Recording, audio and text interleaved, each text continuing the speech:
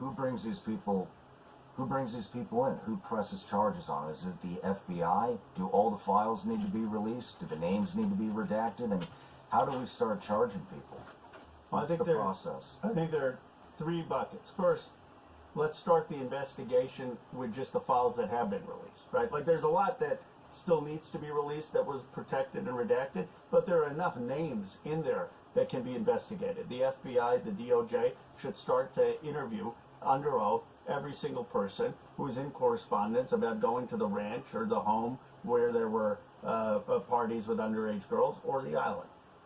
And Congress simultaneously should start a committee, a subcommittee under the oversight, and announce hearings. I don't know why Comer doesn't do that. I mean, Comer is all into holding accountability. Fine. He wants to do the deposition with the Clintons. Fine. Have Trump. Fine. But what about the hundreds of other people? Why aren't we hauling them in this year in Congress under Comer? I'll vote for every subpoena. Nancy May said subpoena Gates. I said yes. I will vote for every single subpoena, and I'll get Democrats to do it as well, for anyone who's in those files. Democratic donor, Republican donor, I don't care. I'll vote for a subpoena, bring them in, and start to ask them under oath. Congress can do that, even if the DOJ and FBI doesn't move. That's the first step. Second step is we have a meeting with Blanche, Mace, me, Massey, Raskin, and the judiciary. Have Comer in there too. And let's start to figure out how we get the unredacted versions that are not going to protect abusers. You want to protect young girls? Of course. Don't have the nude pictures. Don't have the survivors exposed.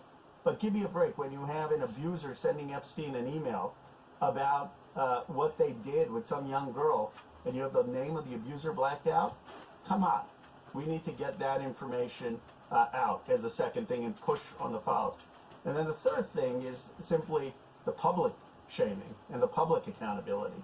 Like, these people are still, not just are they walking the streets, they're still giving speeches. They're still on corporate boards.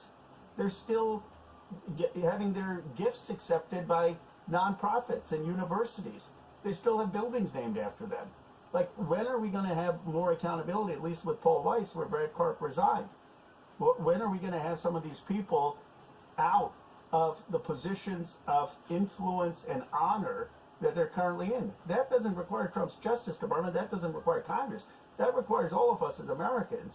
And I guess the question is, are we going to be so blinded by their money, so blinded by what they can do for our universities, our nonprofits, our civil society, that we say, just let them have a pass, or are we actually going to hold them accountable? It's easy to hold Larry Summers accountable because he doesn't have a lot of money and he's a professor, okay, he's being held accountable. Or Brad Karp, he's a lawyer, fine, he's being held accountable. But when you've got billions, when you're one of these people who has a lot of money, then it's a choice. Like, okay, money or young girls? Where are we going to stand? Did you watch that interview with Epstein and Bannon by chance? I watched some of it. What'd you think of that? I mean, I don't know why Bannon was doing that. Like, what the hell? Like, what asked to resuscitate and revive his reputation? Did you see when he asked him if he thought he was the devil? I saw that clip. Isn't that fucking crazy? I mean, and it was kind of like laughing about it, right? Yeah. I mean, that's the emails. It's sort of like they're laughing about his evilness, not just Bannon, but like other powerful people. Ha ha ha! Like this. Ha ha ha! You're abusing young girls. How many people wrote like, "Bring the young girls. Bring your harem with you." Oh yeah, we know this is evil things. It's like they're celebrating his sickness. They are celebrating his sickness. They're all part of this stuff. What do you think about, has your opinion changed on where Epstein's from, who he's working with since our last interview? You asked me what I thought. I told you I think he's a Mossad agent for Israel. Yeah, I genuinely don't know the answer to that specific question, but what I will say is this. Why is he at the CIA? Why is he meeting Will Burns? Why is he talking to Mendelsohn at the highest levels of the British government, who was working for Gordon Brown? Why is he talking about Modi, the Prime Minister of India, and going to Israel? Why is he talking about Palantir and Palantir's investments in our national security?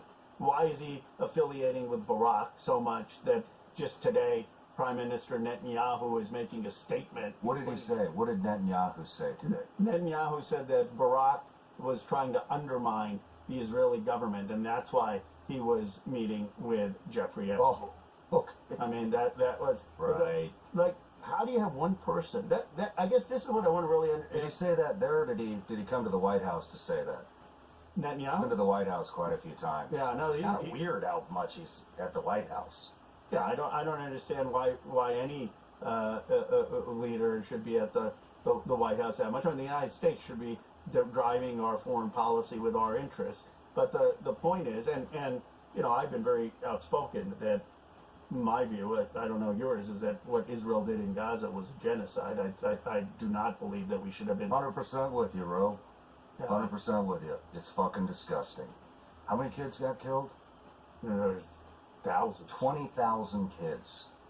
20,000 kids. And you're in my tax dollars went for that. You know, I voted no. I was one of 37 Democrats who voted no on the 14 billion. That's why we don't want to raise taxes, Ro. Can't be killing fucking kids. Right. Can't be sending political elites to rape kids. But Sorry, I'm losing my Bob. Get fucking pissed. But you know, I mean, the question that has to be asked is, why is this guy Epstein? Why does he have so much access to the most powerful people in the world? Like, what, you know, he's operating at a level of power certainly beyond anyone in Congress, certainly beyond any senator. I mean, he's operating literally at a level of power of a head of state and Over the president. It's insane. It's I mean, in that interview, he's talking about when the financial, the 2008 collapse happened. He's got, who did he have on the phone? He had, in jail, he's got, I think he said, like, Bear Stearns in one hand and J.P. Morgan on the other. Literally talking to them at the same time about what's going on. right. I mean, why the fuck are the leaders of those financial institutions calling an inmate in prison to figure out what the hell is going on? A pedophile. Yeah. A pedophile that Yeah. they were all hanging out with. And then Gordon Brown's Mendelsohn, his aide, is giving Epstein tips before UK acts that they're going to bail out the euro, and Epstein is engaged in trading on that information. I mean, it's mind-boggling that this guy had this kind of power. And your point about, like, how did he accumulate that power is in my view, the central question. There are two big questions. One, like, how do we have an elite that basically thinks it's okay to show up to an island where young girls are being raped? And how is it possible that everyone in all our society, from finance to arts to Hollywood to tech to real estate, is caught up in this mess? Like, it's disgusting. But then the second issue is, who is this guy Epstein? How does he have this kind of access? That's not conspiratorial. Now we have You know how we install straw men in foreign countries to control it? Yeah, I mean, we have. That's how this happens, Ro.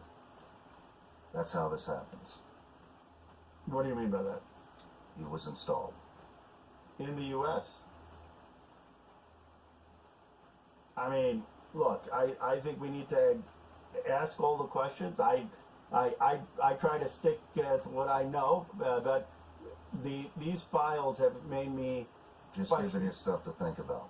Yeah, I mean, these files have made me question why he has this kind of access to these many foreign leaders, why he has this kind of access to our CIA, why he's involved in some of the most critical investments in companies like Palantir or others that are now so enshrined in our national security. Why is he so connected to some of the enormous tech leaders? Like, why is he connected to the most powerful people in finance and real estate?